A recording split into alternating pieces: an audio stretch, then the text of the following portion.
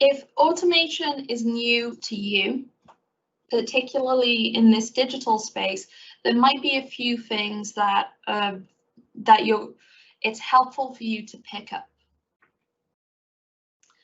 You're probably going to need to get, not probably, definitely going to need to get comfortable with some of the terminology that most of these systems use.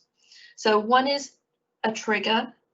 A trigger is what kicks off the process. Is it a tweet, an email? Is it somebody pushing a button? Then you have connectors.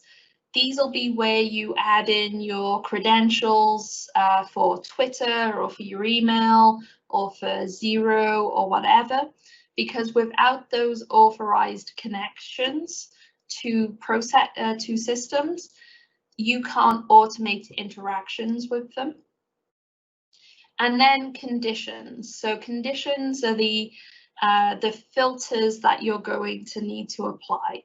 So understanding and or, it sounds a little silly, but you start having to work on a really rigid logic system. So understanding those conditions starts becoming quite important to getting the right process described. And whilst you do not need to be a techie to do most automation, you might start finding that you start hitting on some of the terminology, because not every system is has nice, easy connectors to use. So first off, you've got your data. You'll have data inside individual systems, and you might also be keeping some of your data inside a spreadsheet or a database or something. So data is basically just any information that has been stored. Events is the general term for the things that kick off triggers. So something like a tweet being sent is an event. And then finally, an API, which is an automatic program interface.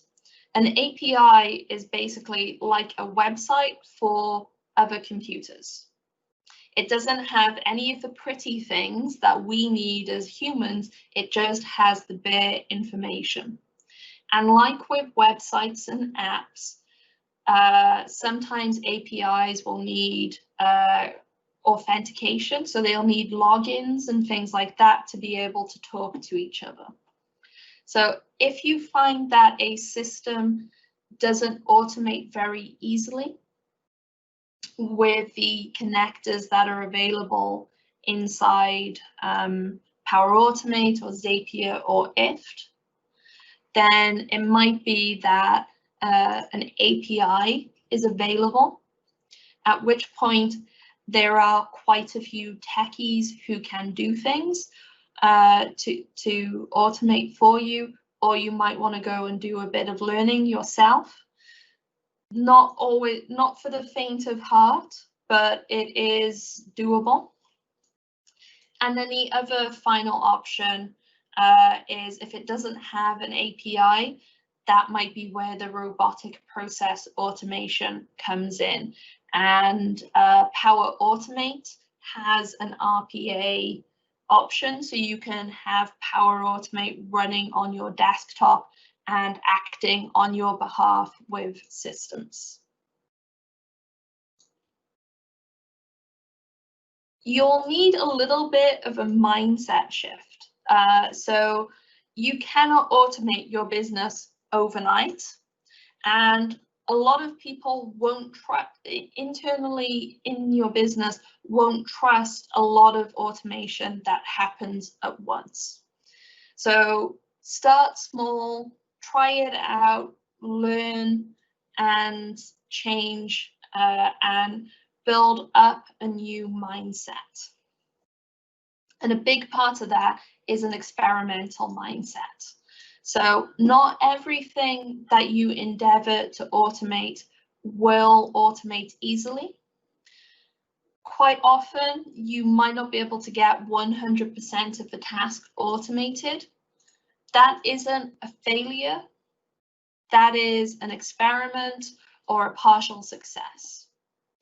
So you end up needing to be a bit more experimental about how you approach things, and you have to be willing to play with the tech, to press the buttons, to see, oh, if I click that button, what does it do?